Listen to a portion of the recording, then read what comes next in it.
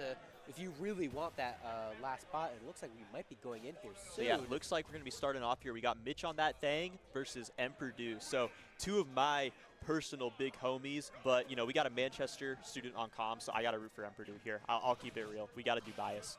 Of course, and I mean, with that bias does come a natural lead with Mitch, currently sitting at 5% versus a Cloud. Now, I do remember last time he fought a Cloud was Gersley, which he actually won 2-0, he did win that correct? set. It was 2-0, although game 1 was against the Sephiroth.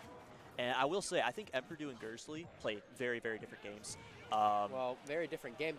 It's looking like it doesn't matter right now, though. Right now. I'll keep it $150. Dew is just dead. There. That's the one he dead. It is looking great for Mitch after that first opener right there. He just kind of got in Dew's face and then just went gas on, didn't let him breathe for a second.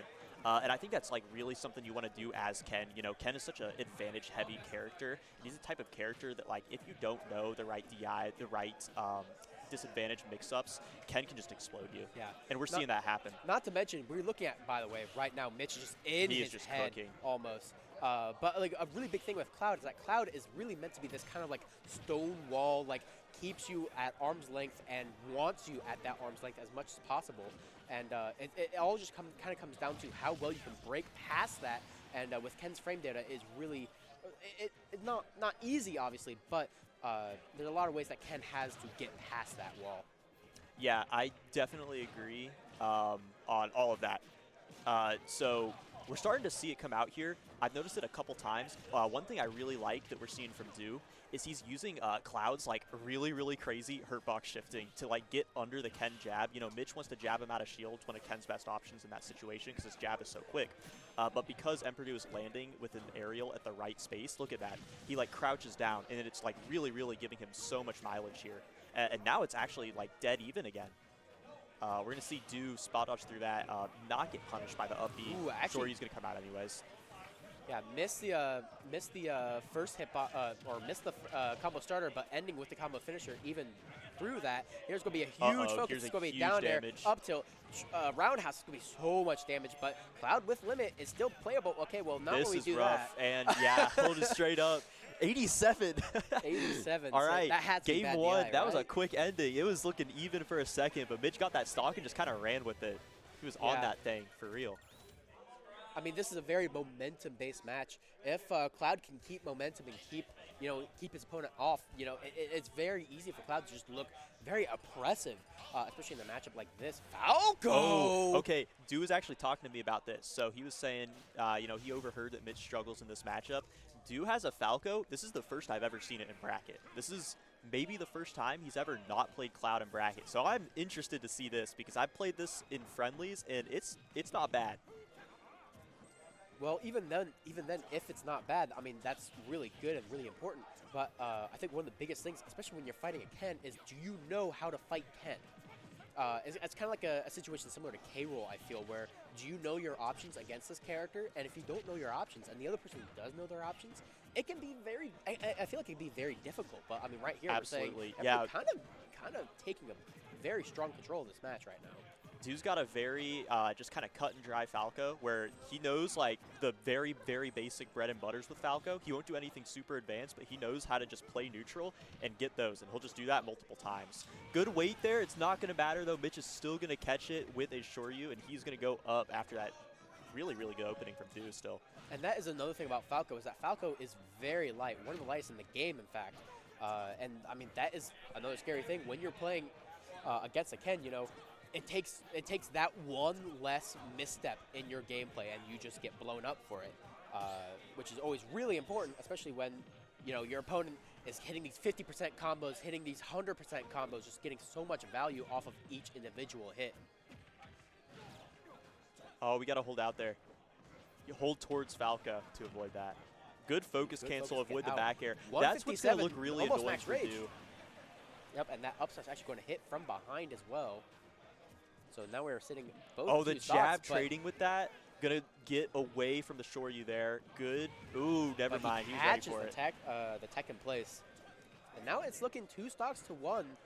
It is best of 5. So that's right. Regardless of what happens here, we will see another game. But the question will be if the Falco is going to be the correct choice. Right. I think you know, having the best of 5 definitely gives Emperdew a lot of room to work with here, which is really good because, you know, you have that little buffer game where you have a chance to try out a secondary after game 1 and still maybe pull things back with the Cloud if you end up deciding the Falco is not the wave after this game. Oh, okay, like unfortunate there, not going to get the punish. But then that's going to be a punish right there. Is that dead? Yes, without a doubt.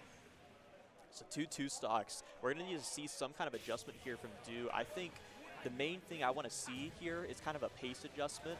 We're seeing Mitch is definitely like in his face and he is just on the gas.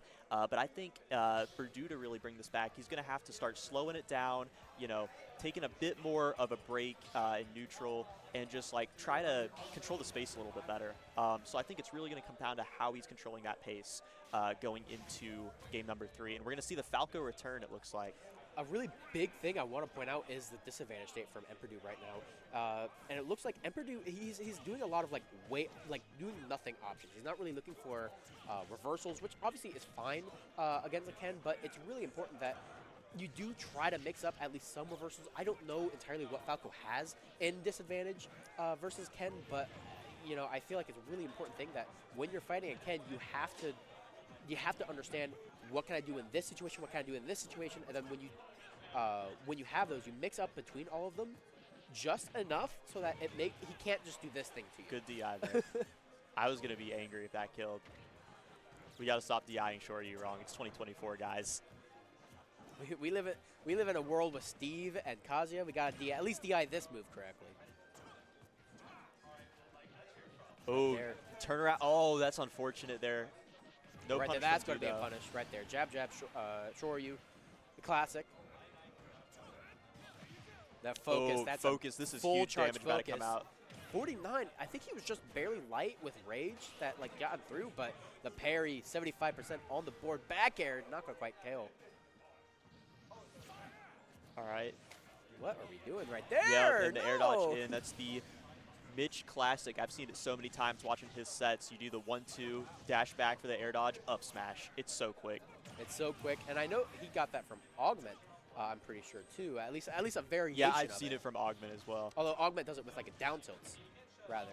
But I mean, right here we have kind of standard Falco advantage. It's all 52% going on the board. But right there, here's the reversal. This is where it starts. We're just taking him across the stage. What is this? Gotta be careful here. You're just stuck in disadvantage here. Right there, he's going to get his down air off. Up tilt, down air. Looking for more, not going to be able to find it. Another Tatsu. And I mean, right now.